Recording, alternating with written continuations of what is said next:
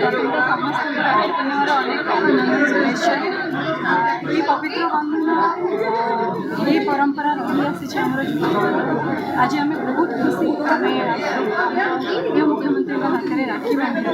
ଆଉ ମୋର ଆଇକନିକ୍ ଗୀତ ଯେଉଁଟାକି ଆଜି ପର୍ଯ୍ୟନ୍ତ ପ୍ରତ୍ୟେକ ରାକ୍ଷୀ ପୂର୍ଣ୍ଣିମାରେ ଏହି ଗୀତଟି ବାଜିଥାଏ, ଭାଇ ତତେ ମୋର ରହିଲା ରାଣ କହିବୁନି କଥା ପଲିଏ ଡାଳ।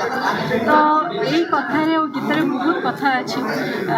ଆମମାନଙ୍କ ପାଇଁ ଆଶୀର୍ବାଦ, ଆମମାନଙ୍କ ପାଇଁ ଭଲ ପାଇବା, ସୁରକ୍ଷା ସବୁ ଜିନିଷର ସେ କାମନା କଲେ ଆଉ ଆମେମାନେ ବହୁତ ଗର୍ବିତ ଆଉ ଖୁସି।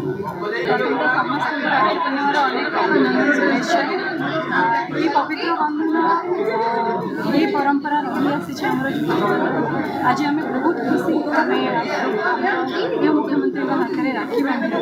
ଆଉ ମୋର ଆଇକନିକ୍ ଗୀତ ଯେଉଁଟାକି ଆଜି ପର୍ଯ୍ୟନ୍ତ ପ୍ରତ୍ୟେକ ରାକ୍ଷୀ ପୂର୍ଣ୍ଣିମାରେ ଏହି ଗୀତଟି ବାଜିଥାଏ, ଭାଇ ତତେ ମୋର ରହିଲା ରାଣ କହିବୁନି କଥା ପଲିଏ ଡାଳ। ତ ଏଇ କଥାରେ ଆଉ ଗୀତରେ ବହୁତ କଥା ଅଛି। ଆମମାନଙ୍କ ପାଇଁ ଆଶୀର୍ବାଦ, ଆମମାନଙ୍କ ପାଇଁ ଭଲ ପାଇବା, ସୁରକ୍ଷା ସବୁ ଜିନିଷର ସେ କାମନା କଲେ ଆଉ ଆମେମାନେ ବହୁତ ଗର୍ବିତ ଆଉ ଖୁସି। ପ୍ରଥମତଃ ସମସ୍ତଙ୍କୁ ରାକ୍ଷୀ ପୂର୍ଣ୍ଣିମାର ଅନେକ ଅଭିନନ୍ଦନ ଶୁଭେଚ୍ଛା। ଏହି ପବିତ୍ର ବନ୍ଧନ ଏହି ପରମ୍ପରା ରହିଆସିଛି ଆମର ଜୀବନରେ।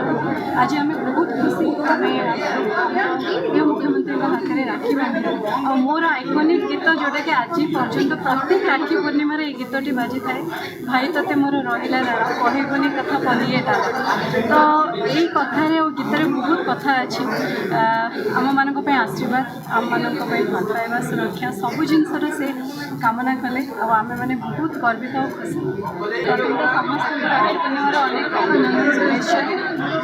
ଏହି ପବିତ୍ର ବନ୍ଧନ ଏହି ପରମ୍ପରା ରହିଆସିଛି ଆମର ଜୀବନରେ। ଆଜି ଆମେ ବହୁତ ଖୁସି ଆମେ ମୁଖ୍ୟମନ୍ତ୍ରୀଙ୍କ ହାତରେ ରାକ୍ଷୀ ବାନ୍ଧିଲୁ। ଆଉ ମୋର ଆଇକନିକ୍ ଗୀତ ଯେଉଁଟାକି ଆଜି ପର୍ଯ୍ୟନ୍ତ ପ୍ରତ୍ୟେକ ରାକ୍ଷୀ ପୂର୍ଣ୍ଣିମାରେ ଏହି ଗୀତଟି ବାଜିଥାଏ, ଭାଇ ତତେ ମୋର ରହିଲା ରାଣ କହିବୁନି କଥା ପଲିଏ ଡାଳ। ତ ଏଇ କଥାରେ ଆଉ ଗୀତରେ ବହୁତ କଥା ଅଛି।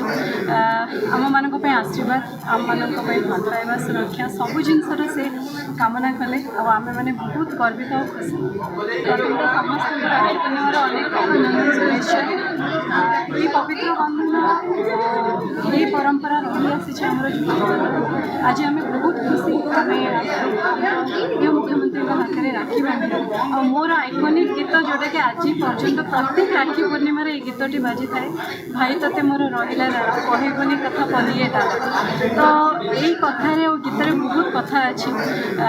ଆମମାନଙ୍କ ପାଇଁ ଆଶୀର୍ବାଦ, ଆମମାନଙ୍କ ପାଇଁ ଭଲ ପାଇବା, ସୁରକ୍ଷା ସବୁ ଜିନିଷର ସେ କାମନା କଲେ ଆଉ ଆମେମାନେ ବହୁତ ଗର୍ବିତ ଆଉ ଖୁସି।